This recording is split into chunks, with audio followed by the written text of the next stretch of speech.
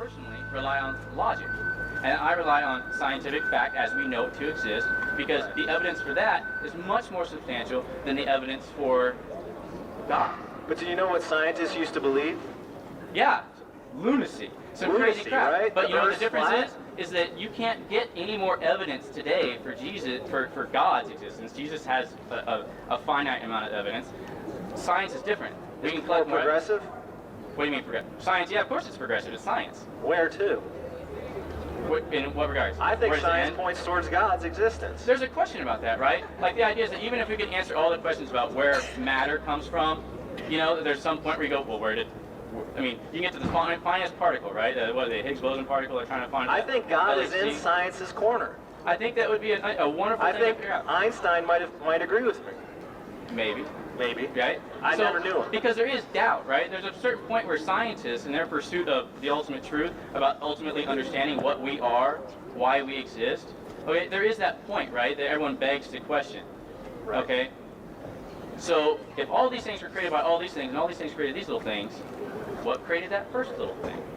Right, the unmoved mover, the eternal God. Yeah, right, that must be God, right? Well, that's Right. what some people would argue. That's the great But idea. why does there even need to be God? Because then it's just sort of an infinite regress, and where do we stop? Lunacy. Our No. feet are in midair. We're You not could no just longer stop on ground. it. Well, that would just be one of the great unknowns about existence. Fine. I mean, I feel Fine, like you I'm can't, well, you're not driving- allowed to accept that as my answer, though. You're supposed to say, no, it's God. Really? Really? But I think we both have a free will. We have a choice Well, that's true. to say yes to God or no to God. God gives us the dignity of human choice. That's what separates us from every other species out there. Hey, Humanity is a little bit different than every other species out here. That's why I don't think we've just evolved from nothing. Well, there's science to prove that we didn't just evolve from nothing. Oh, good. Thank goodness. I think God would applaud our science then. Okay. I can't stay any longer. I've got to go to class. I Thanks. enjoyed the conversation. I like the debate. I hope the dialogue was helpful to people. But it's interesting listening to you. Nice to meet you. You too. One of the points I've been trying to make is we all have faith. All of us are living for someone or something that none of us can prove is true. I cannot prove God. I cannot prove Jesus Christ. But the overwhelming evidence is that God exists and that Jesus Christ is the truth.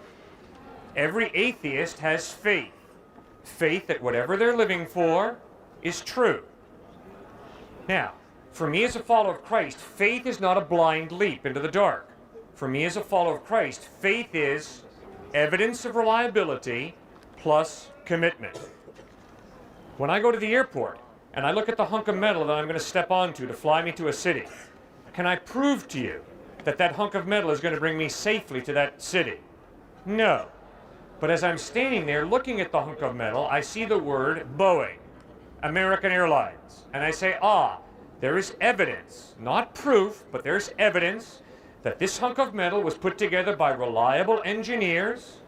Based on that evidence, I make a commitment to that hunk of metal, stepping onto that jet airliner, trusting that hunk of metal to fly me safely to another city. That is faith.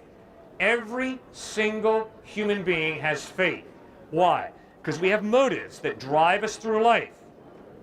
Those motives point you to what your faith is in. Maybe your faith is in money. Maybe your faith is in pleasure. Maybe your faith is in your rational thinking. Maybe your faith is in yourself and you're a narcissist. But we all have faith. The question is, what's the evidence that whatever the object of your faith is reliable?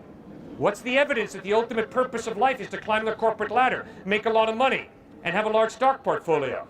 What's the evidence? Well, there's some evidence. Money brings you a lot of fulfillment and comfort in life.